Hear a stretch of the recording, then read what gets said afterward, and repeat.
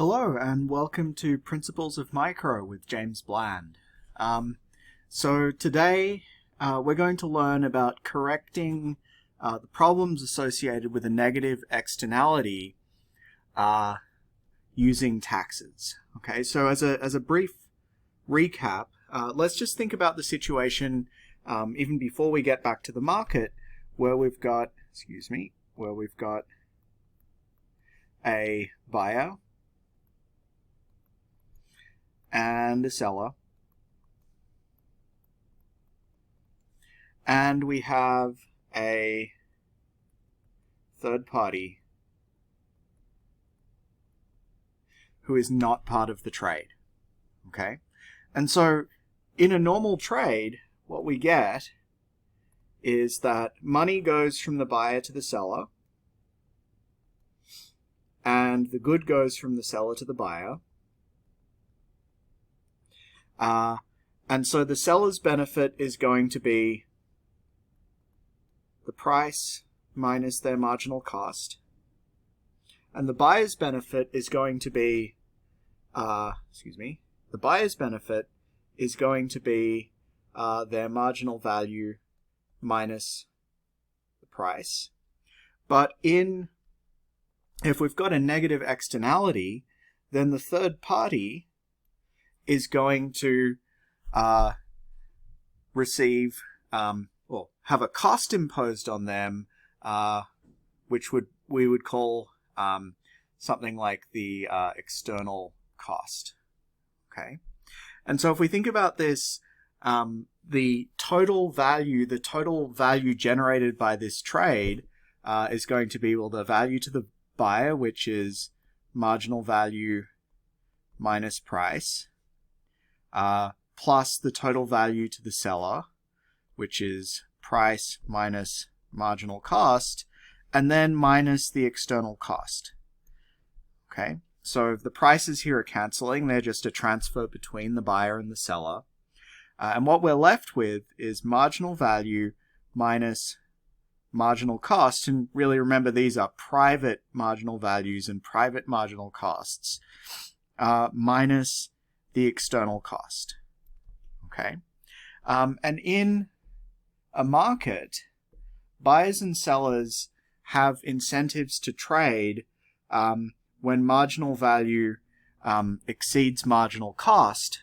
When private marginal value exceeds private marginal cost, which, if these are the only values and costs, are going to maximize total value and maximize total surplus, right? Because if a trade is beneficial privately, it's beneficial to society, and it will happen.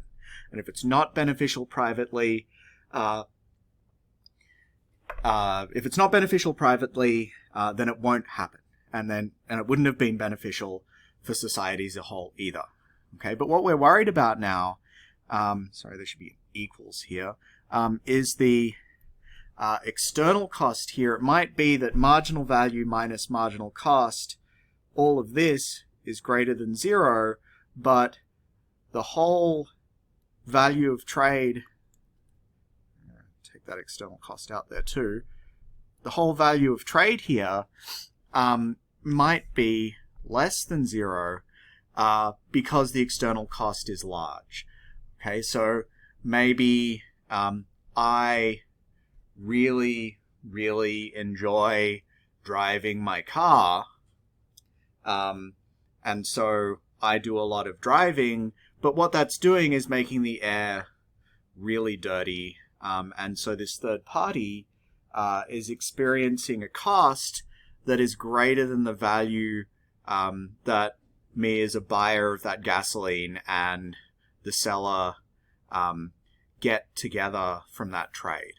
Okay, so we're going to put this back into markets, do a brief review of negative externalities without taxes, and then think about how the government can tax a market, hopefully to, if the government can tax a market with the goal of improving the outcome. Okay, so, excuse me there, I had a bit of a mistake with drawing my original supply and demand diagram, so I backtracked, and let's try this again. So we've got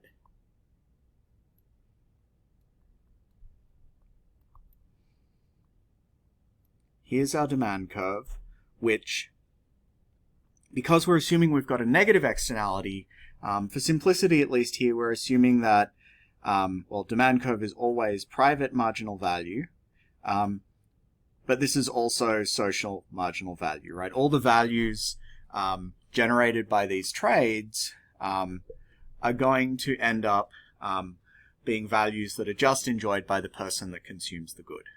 Okay. Now we've got a supply curve in here,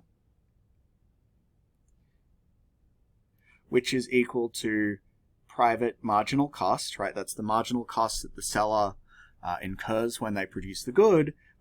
But importantly here, this is not equal to social marginal cost. And so what we have here is a negative externality, okay, which we can write here. Here's our social marginal cost curve.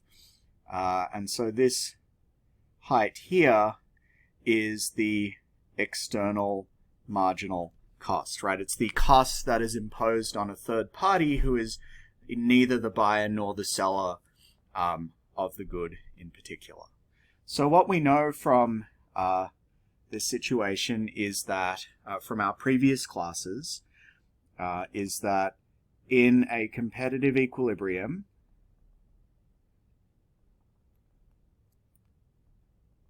this quantity will be traded at this price,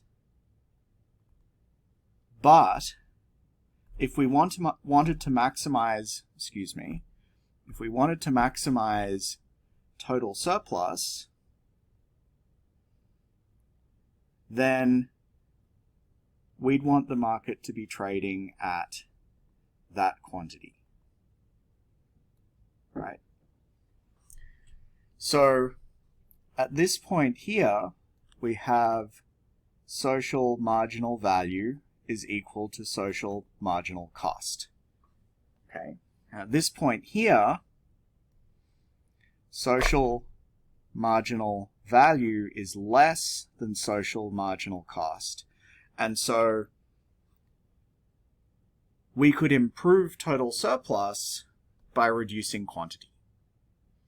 Okay, so now what we're going to do is to think about something the government could do to intervene in this market so that instead of getting the competitive equilibrium quantity, we instead get the socially optimal quantity. Okay, so one thing the government could do is to impose a quota and just ban the number of trades in excess of Q star. But the one we're going to be looking at in this class is using a tax. So essentially, what we're going to ask is how can the government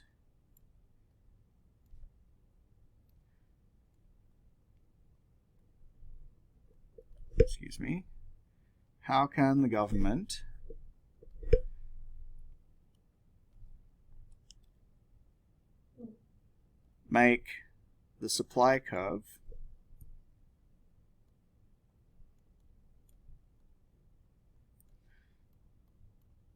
look like the social marginal cost curve? Right, what the government needs to do is to shift the social marginal cost curve up. Sorry, shift the supply curve up so it lines up with the social marginal cost curve, right? Because if then sellers have the right marginal costs so that the sellers are incurring the social marginal cost when they produce their items, then they will have the same incentives as society needs to maximize surplus. Okay, and so we can think about, well, what are some of the things that the government can do to shift the supply curve upwards? We already know what this is, and that is called a tax. Okay, and so specifically what we need to do is to impose a tax that shifts the supply curve in such a way that we achieve Q star. Okay, and so if we think about this, what we need is for consumers to want to buy Q star, and so that means that the price consumers pay must be up here. But if the price sellers receive is going to be up there, then they're going to want to sell a lot more, so that can't work. We need the price that sellers receive to be the price such that they want to sell Q star. Okay, so this is price sellers receive down here, and the way we can get these prices different is by taxing the market by this much. Okay, so what we've got here is that the tax needs to be equal to the social, the external marginal cost. Okay, if we think about this, if the private marginal cost is equal to plus the tax is equal to private marginal cost plus the external marginal cost, then this must be equal to the social marginal cost. Okay, so what this means is that sellers are now incurring the correct marginal cost from society's standpoint. Okay, so let's have a think about what this means for total surplus. Okay, total surplus here is going to be, right, so total surplus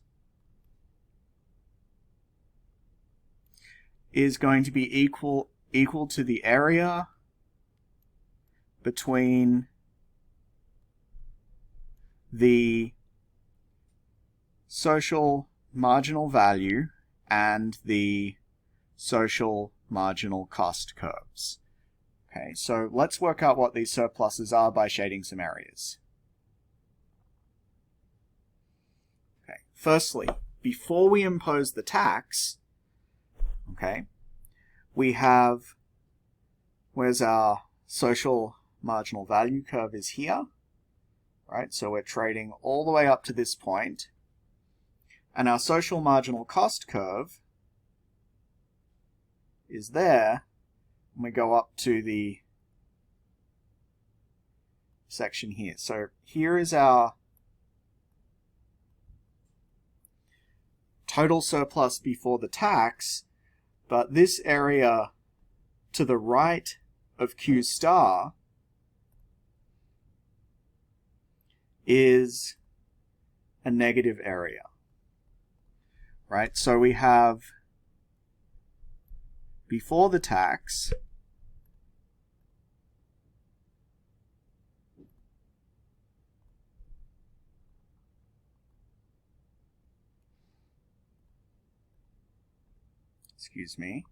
before the tax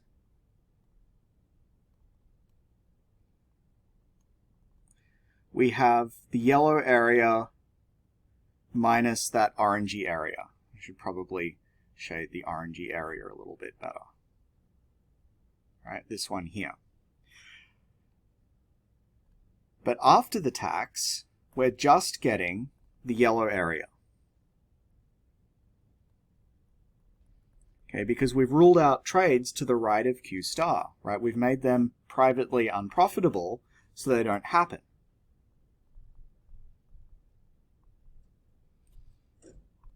Right, just the yellow area.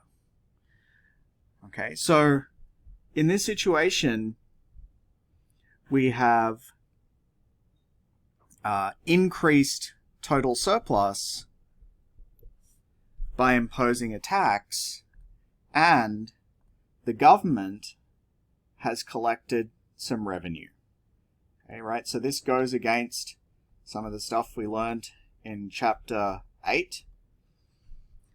Think about this, you can tax an externality and raise money for the government, and total surplus goes up. Thanks very much. I'm James.